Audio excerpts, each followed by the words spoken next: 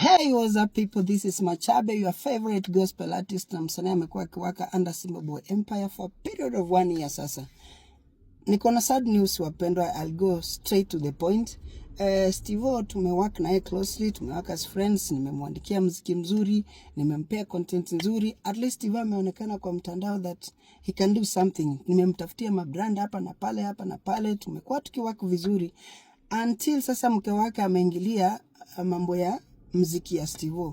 In a way that sasa mke wake ndo ana manage vitu zake zote, yeye ndiye anajua Steve anafaa toke hii time, asitoke hii time. So unapata hata kupiga adverts za companies zinakuwa ni kazi ngumu kwa sababu mke wake ndo anamwambia hiyo usiende kupiga, hiyo piga, na unaona ni advert ya kampuni lazima ipigwe. So mke wake ndo ana manage which time Steve anafaa toke, which hafai kutoka.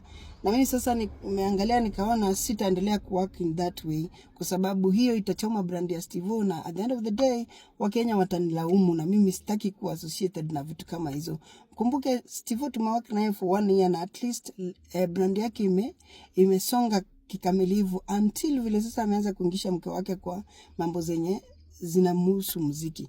Steve nimempeleka Tanzania, tunaenda wapi.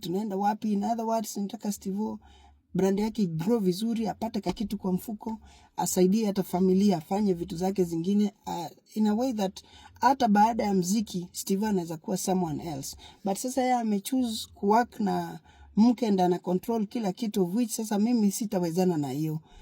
Nimeamua kumrelease, mimi wacha wao wafanye vile wanafanya.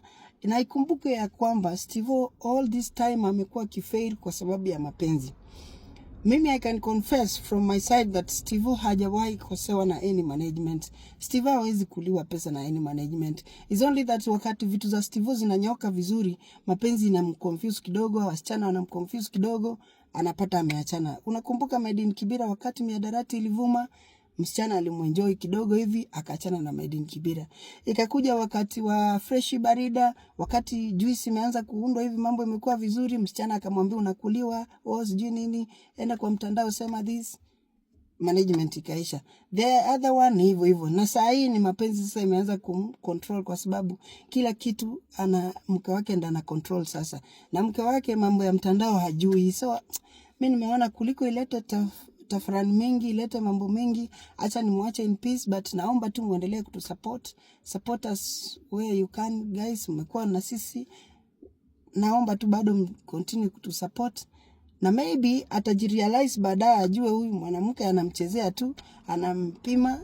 Maybe akirudi into senses tutaendelea kuwork, but for now wacha tu yeye work vyake na mimi wacha niendelee kusukuma muziki wangu. Asanteni.